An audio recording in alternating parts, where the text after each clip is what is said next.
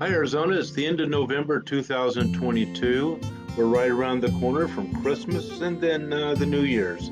There's an awful lot of change that happens during that time and a lot of uncertainty. Similarly, the real estate market is not much different. Real estate analysts and financial experts always try to predict the economic trends and conditions. Some say the market is in a sad state of affairs, and still yet others predict the exact opposite.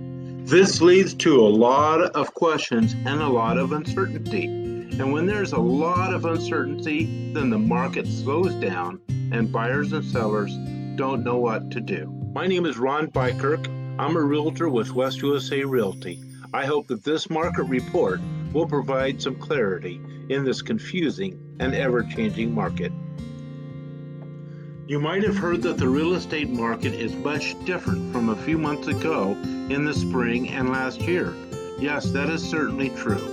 Some of the differences are: 1. Sales per month are down 39.7% from November of 2021. 2. Overall real estate activity is down 45%. 3. The lending rates are hovering between the high of 7% and 6%. In fact, the lending rates between January of 2022 and today are directly correlated to the rise in listings and the slowdown activity that we're currently seeing.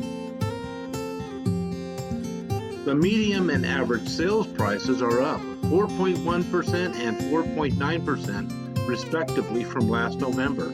And the months of home supply is up considerably to 375%. 1 year ago today, the Valley was in a very strong seller's market.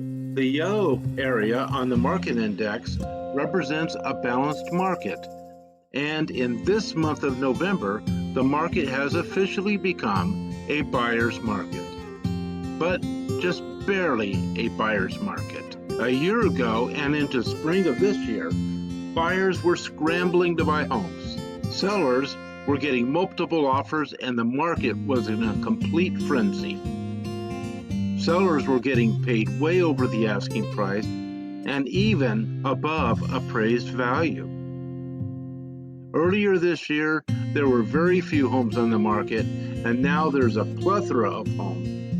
In fact, between last November and this November, there's been a 173% increase in home inventory.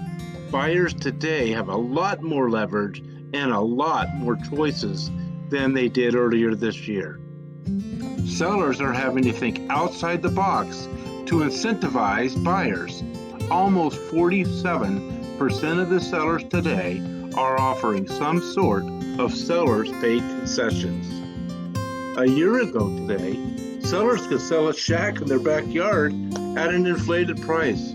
But today, sellers are having to compete a little bit for the fewer active buyers. Today, sellers need to do just a little bit more to sell their home. For instance, repair broken or worn out items, remove clutter, and stage the home properly. Price the home competitively for today's market. Be willing to offer concessions if need be. Hire an agent that not only knows the market, but knows how to market the home.